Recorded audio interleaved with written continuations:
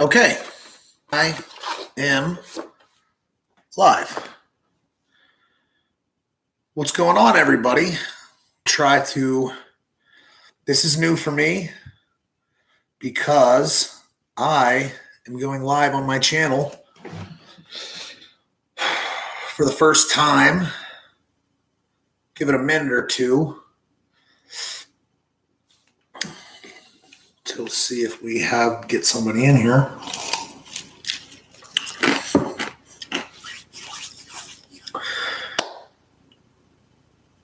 Inspector is currently, I had the inspector up here with me this week, and he came up and we hung out.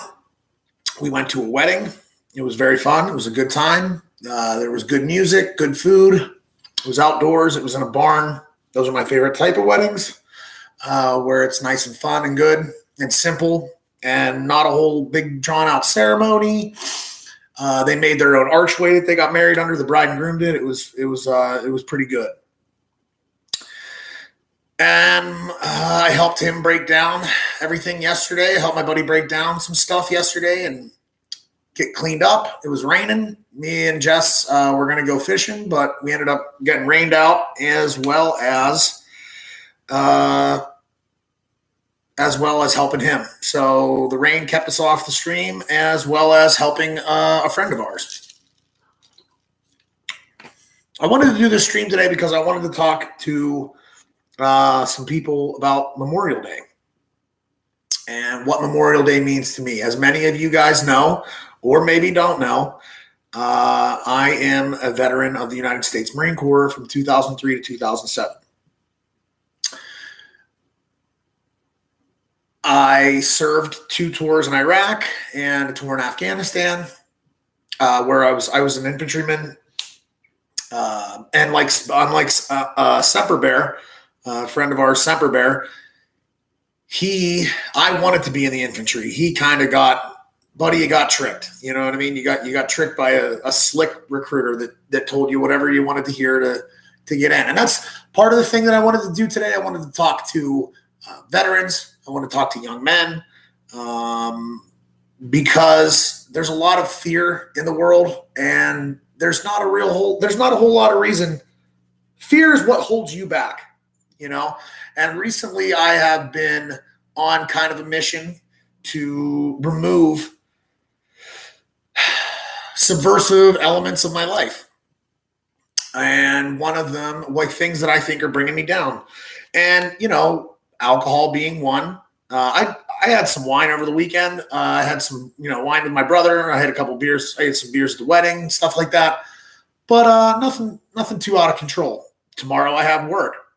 I have to get up very early for work. So the chances of me, even really drinking tonight, what good is going to come of it? I could very easily go out, get a 12-pack or 6-pack, come home, sit here by myself, hang out, watch Netflix, and just have a couple beers. What good is going to come of that for me? So I know exactly what's going to happen. I'm going to stay up later than I usually would. I'm not going to sleep good. I'm going to make a phone call that I probably regret. Who knows? Anything can happen. Once the wineskin comes empty, it's kind of hard to tell. And I've heard the saying, a wise man or a drunk man speaks, a sober man's thoughts. I don't necessarily know if that's the truth. It can be accurate for some people. Some people get very truthy. It's truth serum. It's great truth serum that comes out of them. Other times though, I've had that experience in my life, because I am in no way, shape, or form perfect or subject matter expert on anything. But I've definitely had those times in my life where I've said things that I regret, and not because it was honest, sober man's thoughts, maybe partially, but it was a ventilation of the sober man's frustration. You follow what I'm saying? So things it's the exaggeration because of a frustration of a sober man's thoughts, right? If anyone else out there is like me, whenever you see something that is FBR, when you see something that's full-blown retarded, you can't help but become angered by it. If you're like me, like I can't stand to see things that I think are nonsense or things that I think when I see someone doing something and I just know there's a better way, I get very frustrated, especially whenever my advice isn't taken or my opinion isn't valued. I don't think there's any bigger insult. There's some big insults that you can give an individual. Like you can insult somebody by not taking their advice seriously or not taking their input seriously, especially if they're a coworker or somebody that you have to deal with in a complicated kind of manner. That's one of the biggest insults that you can give somebody is, yeah, we trust you to be able to do certain things, but your opinion doesn't mean shit. That hurts. You know what I mean? That's very hurtful, and there's always going to be those subversive people in your life that will. So with me, okay, so I don't like things I don't think like it when things are done bullshit or half-ass, right? That doesn't mean that I'm perfect in every project that I do. I get made fun of a lot because my knives look like shanks. They look like prison shanks. Well, it's true. You know what I mean? I'm building skills. I'm in no way, shape, or form great or a subject matter expert on knife making. But it's a work in progress. But especially whenever I see, somebody who's intentionally going half, intentionally doing half speed, intentionally going half ass, I get frustrated. And there's going to be those subversive people in your life that once they feel threatened by you, that they're going to try to come through the back door and steal your shit. I mean that obviously figuratively, but they do these sneaky subversive things to you to try to trip you up. It's going to happen. And you know what we have to say? We have to say, no, I'm good. Like, I'm good. Like, I'm just good on that. Like if somebody offered you a turd sandwich, you know what I mean? No, I'm good. You wouldn't flip out on them. And why would you make a fucking turd sandwich, you stupid idiot? You would just, no, I'm good. I'm good.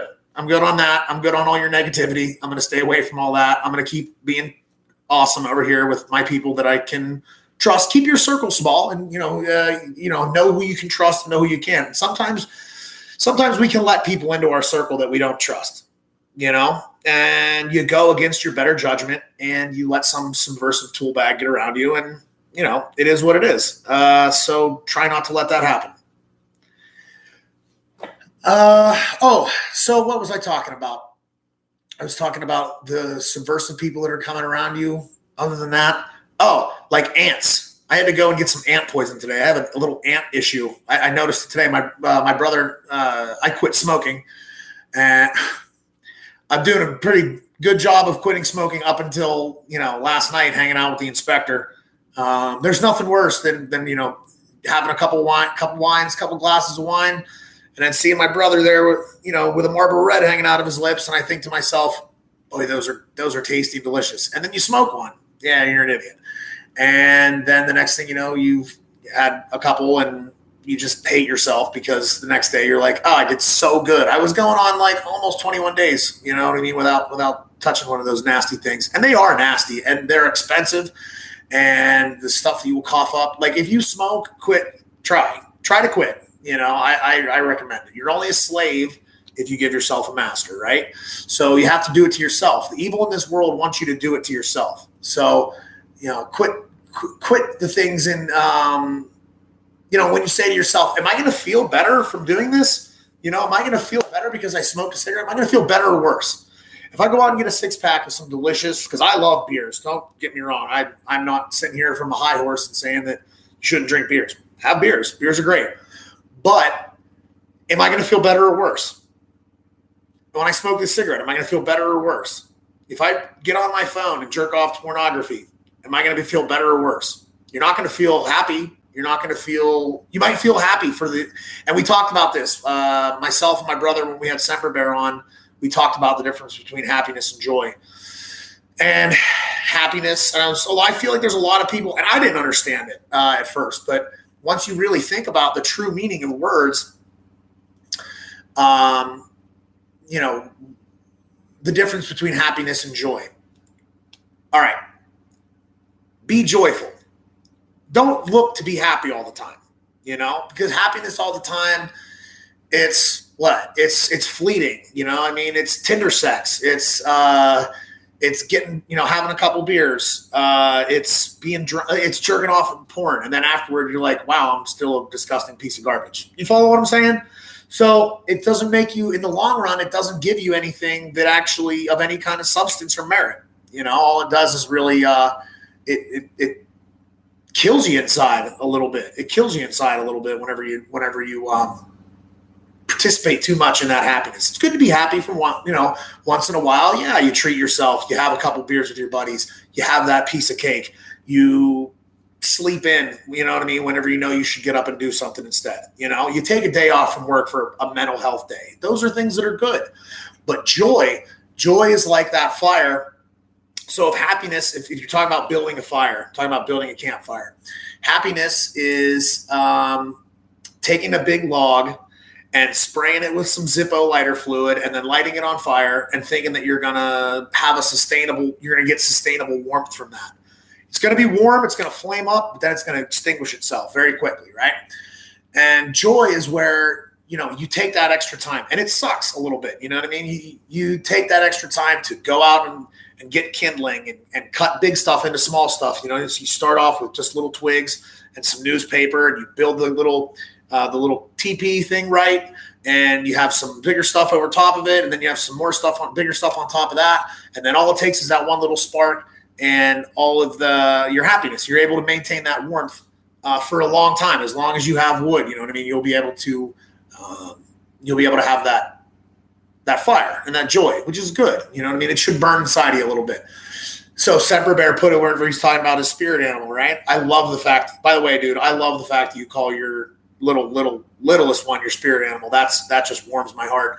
But when you're talking about how, having to hold her and kind of jump on the thing, even though jump on the trampoline, even though that you've been working all day building a fence, it brings joy to your heart, even though that you can hardly stand. You know what I mean? You're in so much pain that you can hardly stand. Puts joy in your heart, man. That's a great way to put it. That's a very joyous analogy. You know what I mean? But so the difference between happiness and joy, what are you doing with your life if you have survivor's guilt? Like I had survivor's guilt, man. And I lost friends overseas. I lost friends when we came back. There was I had friends that died on really weird, mysterious, really weird ways. You know what I mean? It kind of make you think like, how the hell did that even happen? I'm not going to kick out anyone's names or information just because that's not what I do anyway. And that's not what I do, first of all. And I wouldn't do it even if I would probably want to talk to people before I did certain stuff like that. I'm not going to. It's pointless, right? So what are you doing with your life if you have survivor's guilt? What are you doing with your life? What are you doing with yourself? Are you sitting around on Memorial Day? This Memorial Day, I went down and like I said, I have that ant problem. So I'm John Wick on these ants. Like I'm trying to kill all the ants that ever were ants. I did a little bit of yard work. I went and got some clothes because I was really, really hurting. I don't know if you guys can tell, but I've streamed with this same shirt on probably like 3 or 4 times because I don't really care about clothes. I don't really care for clothes. I never really was a big clothes buyer. But, it was kind of brought to my attention recently, like, Rody, get some clothes. You know what I mean? You really need some clothes. So, and especially clothes that fit right because I don't know about cuts and styles. And is it just me or did jeans get tighter around the thighs recently? This is kind of crazy. I kind of have a big butt and thighs for a dude. So like, it feels like all the circulation's being cut off to my rest of my body whenever I put jeans on nowadays. But that's what the kids are, I guess that's what the kids are calling cool. And I don't know. Yeah, but being, living a good life, being generally joyous and content with what you have.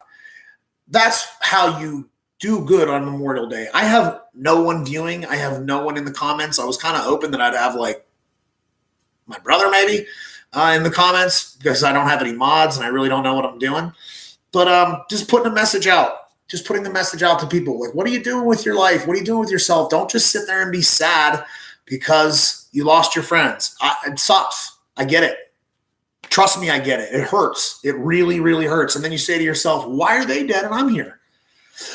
Another dangerous road that you really don't want to get down, veterans, you know what I mean? And I've done this. I'm guilty of this. You see civilians and you say to yourself, I would give 10 of this motherfucker for one so-and-so. You know what I mean? I lost a man.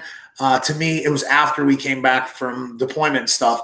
And I lost a guy who I was very close with, and I respected like a father. I mean, this guy was just awesome. And he was everything that you think about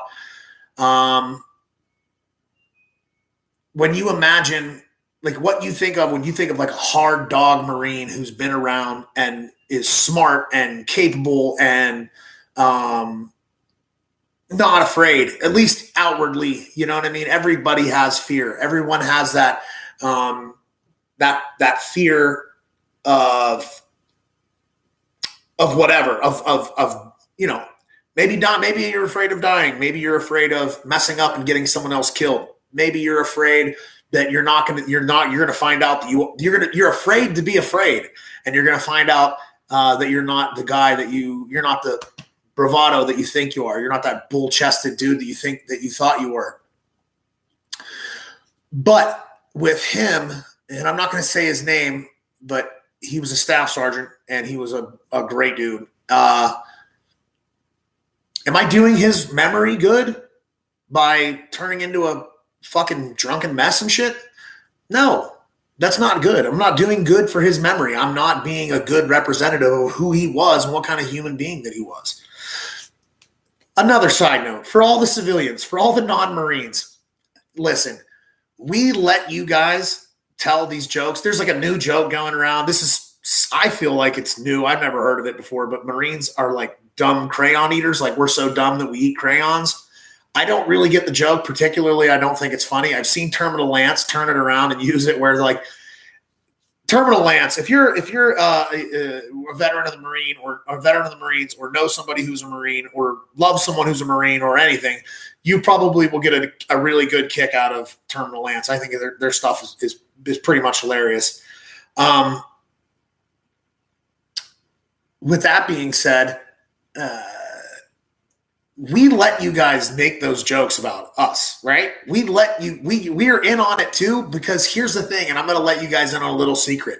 We all think that you're stupid. Like we all think that civilians, every other branch, hey man, we're elitist, we're biased, and call it what it is. We believe that everyone else is just stupid and doesn't get it or couldn't get it or, you know, isn't worth really bothering with, you know?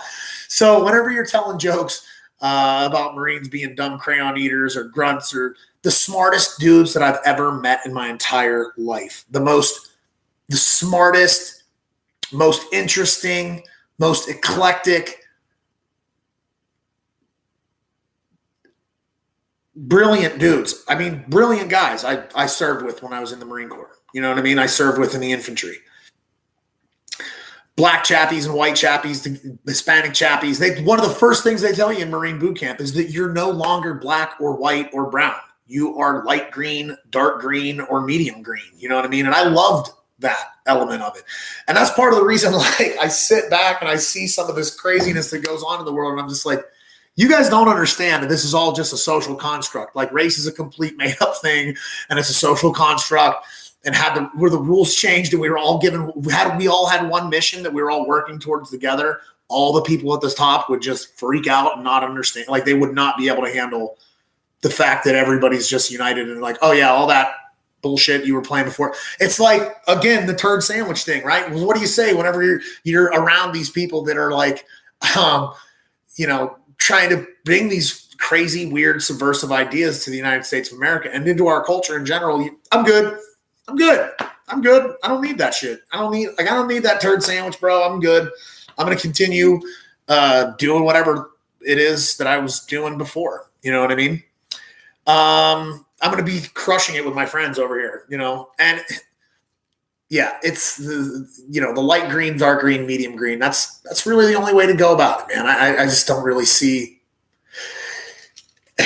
Live well. Okay, live well, if for no other reason than the people that you are pining and the people that you're mourning wouldn't want you to be acting this way. Okay, they wouldn't want you to be a sniveling little pussy every time not that you're being a pussy, because I've been there too, man. I get it. The pain is real. You know what I mean? You see a Memorial Day thing, or whatever, or it's the day that your homie got killed. You know what I mean? And you remember it every year. Every year I have to remember this. You know what I mean?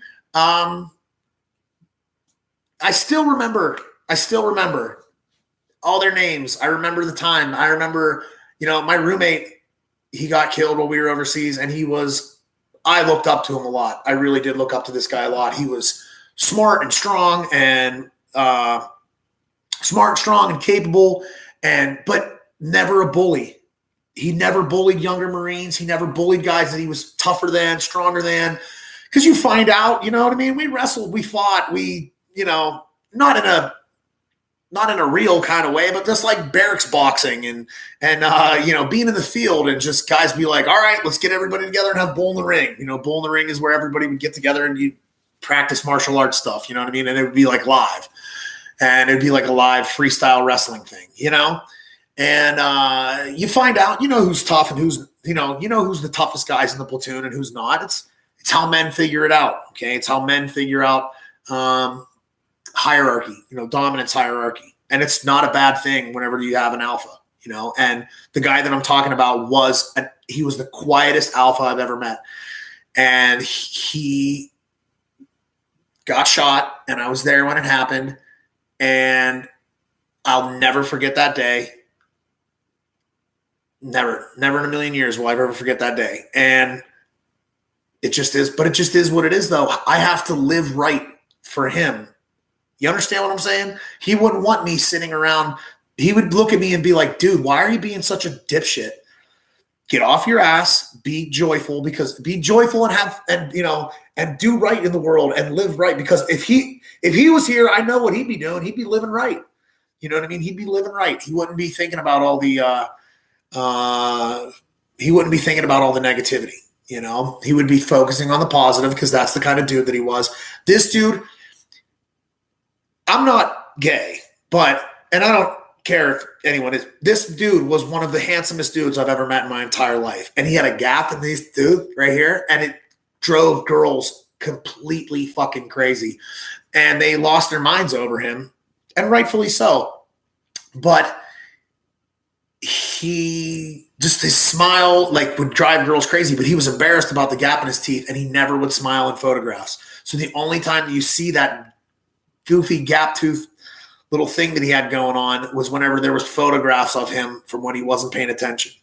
So I've seen him, candid shots, stuff where he's laughing at a party, having a beer, you know what I mean? Live well, be well for these guys, because he would be doing good. If he was here, he'd be down in Tennessee, and he would be doing right, and he would be living life, being good. That's Memorial Day to me, folks. Memorial Day to me. And you know what? Have your parties. Have your barbecues. That's what it's about. Be joyous. Have joy in your heart,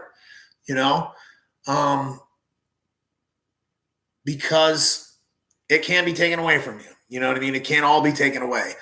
Protect it. Protect your, live right. Live right for your family. Live right for your community. Learn stuff. I was talking to the inspector about this earlier, about being a legend, right? Like I say that all the time. This dude is a complete legend, or I'm just out here trying to be a legend. Listen, being a legend is not that hard. It's not George Washington level stuff. George Washington was just a normal guy. Like, me and my brother were legitimately talking about how much of a legend George Washington is, or was. And he was a normal guy just like everybody else. You know what I mean? But that normal man who was a great leader and the father of our nation, the reason that we exist and are even able to be here on YouTube having a free and open discussion about my thoughts, Mike Bison's thoughts on Memorial Day. You know what I mean? Is the only reason that we have any of that is because of him. So this guy, who is a totally normal man, just flesh and bone, just the same as you and me, figured out that he needed to row a bunch of boats across a frozen river in Pennsylvania and on Christmas Eve, and take a band of psychos that didn't even have shoes and murder a bunch of people on Christmas Eve. He murdered the Hessians on Christmas Eve. Like, that was while they slept in their camp. Done. Wiped them out like Comanches.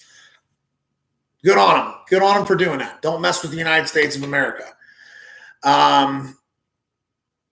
You don't have to be that. You don't have to row across the river. You don't have to be Andrew Carnegie. You don't have to be any of these people, right? You don't have to be Abraham Lincoln or, any of these allegedly great men. To be a legend, you just have to do something. Do anything. Go to your job and care about your job. You know what I mean? Do your job well. And if you don't care about your job at all, when I'm not at my work, I try to think about work as little as possible just to keep the cortisol level down because it takes a lot of people in my profession out. High levels of cortisol will take people in my profession out at a young age.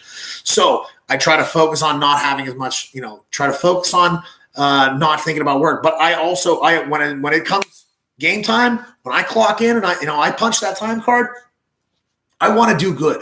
You know what I mean? And I feel like you should too. I've slipped up. I've been imperfect. Nobody's perfect. You know what I mean? But as far as, doing your job and taking pride in your work, that makes you a legend. You know what I mean? Turning down the pornography, saying, nah, I'm good on that turd sandwich. I'm good on that. Not, being a drunken mess all the time. Removing, taking things out of your life that you don't like, taking things out of your life that you know to be bad and poisonous. If there's poison in your life, remove it. You will see yourself starting to become more and more effective. Like Mickey told Rock, you get stability. And once you get it, and once you have stability, you become a very dangerous person, right? It's the truth. It's the truth in fighting. It's the truth in life. When you have stability, you can become a very dangerous person. You become a legend, like these fucking ants. John Wick, these ants, like you wouldn't even believe. I'm not going to stop until these ants are completely gone. I do not want ants around my house. I don't like them. Bottom line. So, being a legend is killing ants. Sometimes that's what you have to do. You have to kill ants. That's really all I got. This is my first attempt. I was really, really, really hoping that I was going to get maybe one person so that I could have a mod. That's all right. I have 4 subscribers. It's Memorial Day. I didn't plan this out. But hit the like, comment, share. Like I said, anything, any thoughts, email me. Dirty Mike and the Inspector. We're still going to use that for the streaming stuff. I don't know how often I'm going to be doing live stuff, but, we'll figure it out. Who knows? Mike_Bison5 on Instagram and at Mike Bison4 on Twitter. Hit me up. Like I said, comment, like, subscribe, share, thumbs it down, Rogan it down, Rogan it up, Rogan anything, Rogan it in the middle. I don't care. Do what you got to do. Yeah, right now the world is really hurting for strong men. Bears, start streaming. Stream, Bears. Let's stream it up. Let's start getting this thing together. Bonnie Bear, where you at? Semper Bear, you're killing it. Minuteman, get your channel together, man. If this dummy can figure out how to stream and do all this, which I still hope. I don't even know what's going on. If this dummy can figure it out, kind of, then you can too. And that's everybody. Stream, be a legend. Let us know what's going on. Let's have our own thing going on here. Enjoy your Memorial Day. Be well. Be well for the people that you lost. Remember those people and be a good representative of their character. Be good to your family. Be good to your community. Get stronger because you have to keep pushing forward because you are your brother's keeper. And we use that on Dirty Mike and the Boy podcast, but it's true. You know what I mean? It's true. The world needs good men. You are your brother's keeper. Don't let yourself get, bogged down with the fancy pants and the lollipops. It's the man behind the curtain, guys. As soon as you see that the curtain has been pulled back and it's a little tiny man who's 2'4" and he has little tiny legs like this, like literally little tiny bitch legs like this, and his legs are covered by the fanciest fancy pants that you could ever imagine in your entire life. Jordan Peterson, Joe Rogan, you fancy pants bitch. Don't let these guys. Don't be afraid. You know what I mean? Don't be afraid of these guys, and also, be ready to call out losers and wizards for what they are. That's all I got. Remember who the good men are, man. And listen, I don't really have anything about good women because it's not a sexist thing. It's just that I don't fucking know what to tell young women. You know what I mean? Somebody should, but not me. I'm here for men. That was kind of gay. That's it. I'm going to leave. That's really all I got. Have a good one. Like I said, comment, like, subscribe, share. Hit the Rogans up or the Rogans down and let me know what's going on. All right. Later. Peace.